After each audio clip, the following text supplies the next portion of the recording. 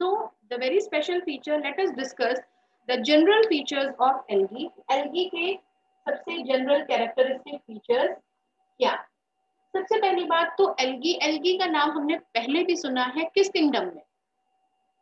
Kingdom मोनेरेंस में, prokaryotic type, वहां भी एक एल्गी का टर्म आया था यू बैक्टीरिया में, blue green algae, cyanobacteria. तो क्या ये वही एल्गी है? यू बैक्टीरिया एक क्लियर कैटेगरी थी बैक्टीरिया, उसे हमने साइनो बैक्टीरिया का नाम दिया था। और क्योंकि वो ऑटोट्रॉफिक थी, इसीलिए उसको नाम सिर्फ दिया गया ब्लू ग्रीन एल्गी, लेकिन वो एल्गी की कहीं भी रिजेम्बलेंस नहीं थी। एल्गी इसलिए क्योंकि सबसे प्रिमिटिव, सबसे पहली लाइफ, प्लांट लाइफ की एल्गी, जिसे आप जूनियर क्लासेस में थैलोफाइटा के नाम से भी जानते हैं। तो thallophyta is none other than having name algae, और यू बैक्टीरिया में कहीं भी एल्गी का डिस्क्रिप्शन नहीं है। वो एक बैक्टीरिया की ही कैटेगरी है जो ऑटोट्रॉफिक क्लोरोफिल प्रेजेंट होने की वजह से और पानी में पाए जाने की वजह से उसे ब्लू ग्रीन एल्गी का नाम दिया गया, otherwise it's name is cyanobacteria. और ये एल्गी बिल्कुल एक अलग कैटेगरी है, अलग टैक्सा है, जिसको आज हम डिस्कस करेंगे। तो सबसे पहली बात करते हैं इसके फीचर्स की। जितने भी एल्गी होते हैं दे आर क्लोरोफिल बेयरिंग। तो very first feature is all the algae are chlorophyll bearing, और chlorophyll bearing होने की वजह से they are autotrophic in nature. Autotrophic means all the algae or mostly the algae will be preparing their own food. और algae है, थालस है, तो ज्यादातर ये पानी में ही पाई जाती है, तो एक्वेटिक मेराइन दोनों हो सकती है। तो यहाँ पर फ्रेश वाटर और मेराइन दोनों है, यानी कि हैबिटेट इसका aquatic. So what three features we discussed? They have chlorophyll, they are autotrophic in nature, and they are aquatic, यानी कि marine भी हो सकती है aquatic में, और fresh water भी हो सकती है। कुछ moist stone यानी कि गीले पत्थर पर भी पाए जाते हैं। जहां जहां पानी का डिपोजिशन है, चाहे वो पत्थर पर हो, चाहे वो वुड पर हो, या किसी भी मतलब कपड़े पर भी हो, अगर मॉइस्ट है और वो ओपन एटमॉस्फेयर में है, तो वहां पर एल्गी ग्रोथ हो सकती है। और सबसे इम्पोर्टेंट एक एल्गी का सिम्बायोटिक रिलेशनशिप है फंजाई के साथ, वो है लाइकेन, जहाँ पे दोनों अपने ईच अदर को बेनिफिट करते हैं। उसके बाद यहाँ पे जो फॉर्म और साइज है एल्गी का, वो वेरिएबल है, मतलब कॉलोनी में भी एग्जिस्ट कर सकते हैं और यूनिट मतलब सिंगल भी एग्जिस्ट कर सकते हैं। जैसे वॉलवॉक्स की हम बात करें तो वॉलवॉक्स कॉलोनी मतलब ग्रुप में एग्जिस्ट करता है। और जैसे फिलामेंटस भी हो सकती हैं यूलोथ्रिक्स की तरह, जिसका भी डायग्राम आपको दिखाएंगे। यूलोथ्रिक्स है, स्पाइरोगायरा है, ये सिंगल फिलामेंटस भी एग्जिस्ट कर सकते हैं। कुछ मेराइन फॉर्म्स, यानी कि जो मेराइन फॉर्म्स के जो ग्रुप होते हैं उनको केल्प्स कहते हैं। वेरी इंपॉर्टेंट है न्यू टर्म, केल्प्स जो बड़ा। और ये केल्प जो मेराइन में एग्जिस्ट करते हैं, समुद्र में इस तरीके का थक्का और अपने आप का क्लस्टर जमाते हैं, देखने से लगता है एक बड़ा सा प्लांट, मतलब समुद्र की सतह पर केल्प्स होते हैं। केल्प्स देखने में ऐसा लगते हैं जैसे कि एक गुच्छा सा है, प्लांट को रिजेंबल कर रहा है, और मेराइन वाटर में ही ज्यादातर होते हैं, इसीलिए उनको अलग से नाम दिया गया है kelp. So kelp is nothing else but a massive plant bodies, यानी कि अलगी डिपॉजिट होते होते पूरा एक क्लस्टर बना लेता है, एक मैसिव डिपोजिशन होता है जो प्लांट को रिजेंबल करता है शेप और साइज में समुद्र के अंदर, यानी कि मेराइन वाटर बॉडी। अब बात करते हैं नेक्स्ट, ये तो इसके जनरल फीचर्स हो गए। Next is about reproduction. So before reproduction, what are the general features? They have chlorophyll, they are autotrophic in nature, aquatic, marine and fresh या moist places पर भी पाए जाते हैं, colonial form में exist करते हैं, वॉलवॉक्स, filamentous में भी, यूलोथ्रिक्स एंड स्पाइरोगैरा, और marine में kelps के फॉर्म में exist करते हैं। अब इनमें जो रिप्रोडक्शन है, reproduction can be vegetative mode, तीनों वेजिटेटिव भी हो सकते हैं, एसेक्सुअल भी हो सकते हैं, और सेक्सुअल भी हो सकते हैं। मतलब तीनों मोड के थ्रू ये रिप्रोड्यूस करते हैं। वेजिटेटिव में थ्रू फ्रैगमेंटेशन, एक भी टुकड़ा अगर अलग हो गया तो वो पूरी कॉलोनी फॉर्म कर सकता है, इतनी एबिलिटी होती है।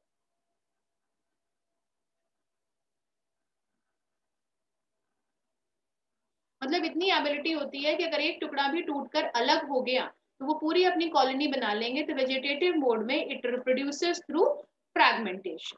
उसके बाद हम बात करते हैं एसेक्सुअल। एसेक्सुअल में स्पोर्स के थ्रू होता है, जो कि अब तक हमने पढ़ा भी है कि ज्यादातर एसेक्सुअल रिप्रोडक्शन स्पोर्स के थ्रू होते हैं कि मतलब एसेक्सुअल स्पोर्स बनाते हैं। जो एसेक्सुअल स्पोर्स इनमें बनेंगे दे विल बी जू स्पोर्स। तो ये जो जू स्पोर्स हैं ये एसेक्सुअल रिप्रोडक्शन में यूज होते हैं। ये जो स्पोर्स फॉर्म हो रहे हैं और each spore can form a complete individual. ये फ्लैजिलेटेड भी हो सकते हैं और नॉन फ्लैजिलेटेड भी हो सकते हैं। मतलब जनरली ये क्या होते हैं, जो स्पोर्स फ्लैजिलेटेड होते हैं और मोटाइल होते हैं, और जब ग्रो होते हैं तो ये ग्रो एक नए प्लांट के फॉर्म में यानी कि नया थैलस बना लेते हैं। Each spore can give rise to a new thallus. तो यहाँ अब बात करते हैं last, sexual reproduction. Sexual reproduction यहाँ पे 3 तरीके से होती है, आइसोगैमस, एनाइसोगैमस और oogamous। मतलब sexual reproduction occurs through 3 modes, isogamous, anisogamous और oogamous। मतलब क्या है भाई, सेक्सुअल रिप्रोडक्शन तो जनरल यहाँ पे फ्यूजन ऑफ गेमीट से होगा, जो अलग अलग स्ट्रेन या मेल फीमेल एल्गी अलग अलग प्लांट्स पे प्रोड्यूस करेंगे, यानी कि मेल गेमीट्स फीमेल गेमीट दोनों फ्यूज होंगे, जाइगोट बनाएंगे। जाइगोट बनने के बाद फिर डिवीजन होगा और वो नई प्लांट बॉडी बनाएंगे। लेकिन ये जो जाइगोट बनने तक है, तो अलग अलग गेमीट्स के फॉर्म में ये सेक्सुअल रिप्रोडक्शन 3 कैटेगरी में होता है। सबसे पहले बात करते हैं आइसोगैमस। आइसोगैमस में जो मेल और फीमेल गेमीट है ये सिमिलर इन शेप और साइज होता है, मतलब साइज और शेप में सिमिलर हो सकता है। मेल गेमीट और फीमेल गेमीट दोनों ही शेप और साइज में बिल्कुल सेम हो सकते हैं, लेकिन हाँ ये हो सकता है कि एक नॉन मोटाइल हो एक मोटाइल हो, दिस कैन हैपन।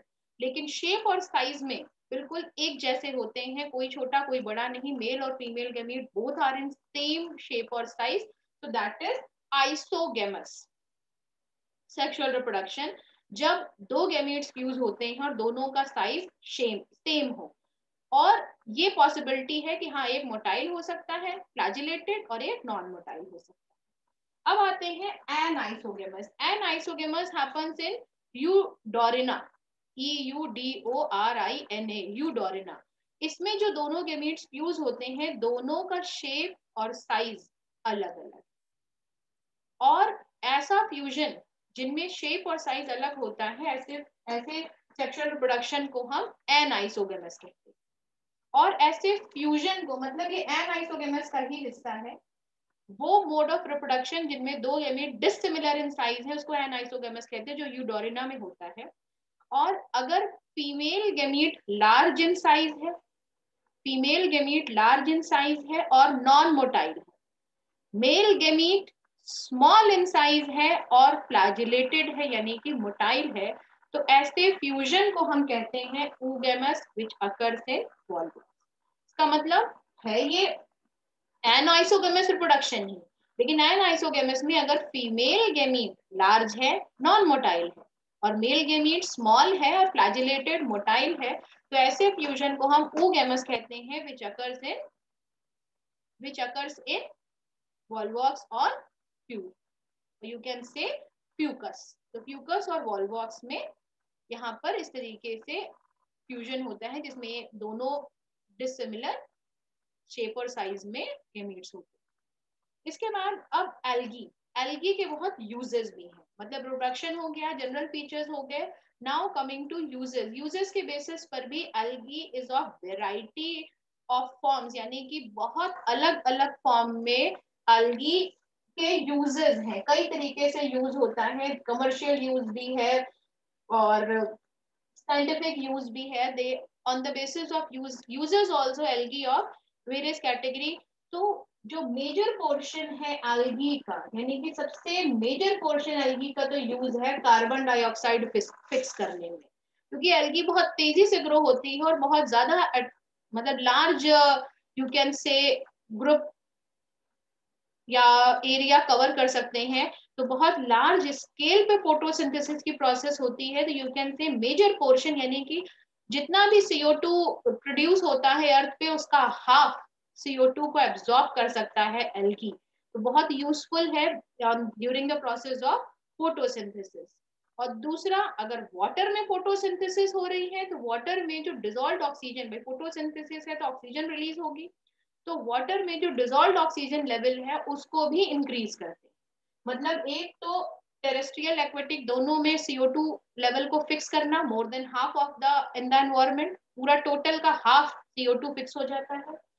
दूसरा O2 लेवल, अब अर्थ पर हो तो भी O2 रिलीज होता है और वाटर में हो तो भी डिजोल्व CO2 लेवल ये इंक्रीज करते हैं।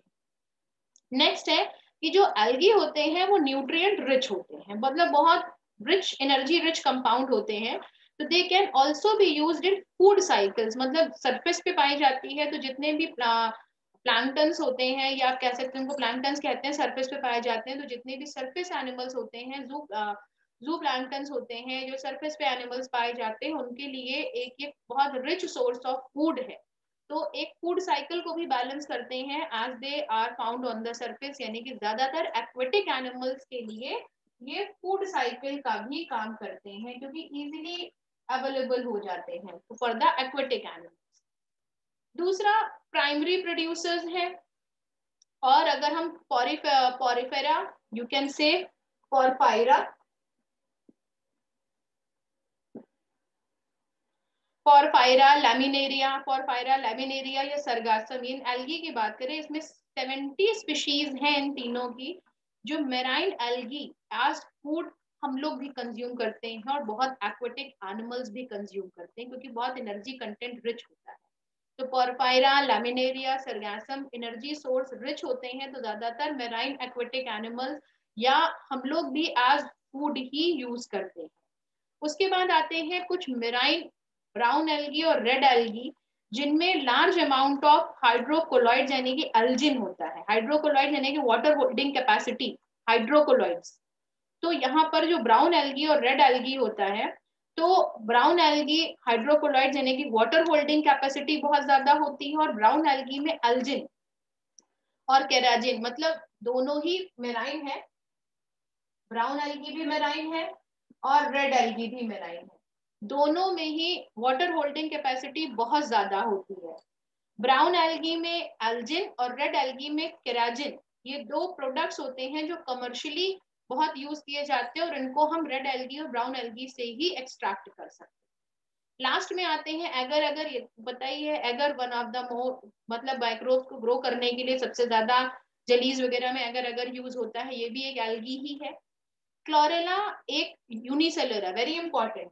अगर क्लोरेला का नाम आता है तो क्लोरेला, वैसे तो एल्गी मल्टी सेलुलर है, लेकिन क्लोरेला एल्गी यूनिसेलुलर है, और जितने भी स्पेस क्राफ्ट में जो साइंटिस्ट होते हैं, वो इसे, जो ट्रैवलर्स होते हैं स्पेस क्राफ्ट में, वो एज फूड इसको यूज करते हैं, क्योंकि ये खराब नहीं होती और बहुत high energy rich source of energy है या फूड है। तो ये थे general characteristics of algae on the basis of uses. Uses को फिर से एक बताते हैं। 50% of CO2 is fixed by algae. O2 content increased by algae, dissolved oxygen भी अगर algae aquatic है। तीसरा, एनर्जी सोर्स बहुत रिच होता है इनके अंदर, इसीलिए ज्यादातर एक्वेटिक एनिमल्स के लिए फूड साइकिल का काम करते हैं। और Porphyra, Laminaria, Sargassum energy rich होने की वजह से as food as it is use होते हैं। रेड एल्गी, ब्राउन एल्गी में वाटर होल्डिंग कैपेसिटी बहुत ज्यादा होती है, और अल्जिन और केराजिन नाम के जो केमिकल्स हैं वो इन्हीं से एक्सट्रैक्ट करते हैं और उनका कमर्शियल यूसेज है। अगर अगर बहुत सारे माइक्रोब्स को ग्रो करने के लिए या आइसक्रीम और जलीज बनाने में कमर्शियल यूज होता है। और क्लोरेला एक यूनिसेलुलर एल्गी है जो spacecraft travellers as food अपने पास रखते हैं, क्योंकि they are rich source of energy.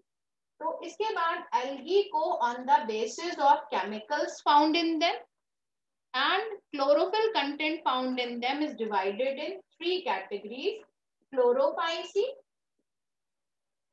then phaeophyceae on the basis of chlorophyll content, phaeophyceae and rhodophyceae. Chlorophyll content और फैट डिपोजिशन और केमिकल सब्सटेंस पाए जाने के बेसिस पे they are of three: chloroalgae commonly known as green algae, Phaeophyceae, you can say brown algae, and Rhodophyceae, red algae on the basis of ये लिख भी देते हैं, brown, green, Rhodo red. So on the basis of the chlorophyll content and coloring pigment found in them and fat deposition found in them, algae is divided in three categories that we have to study in detail. Clear?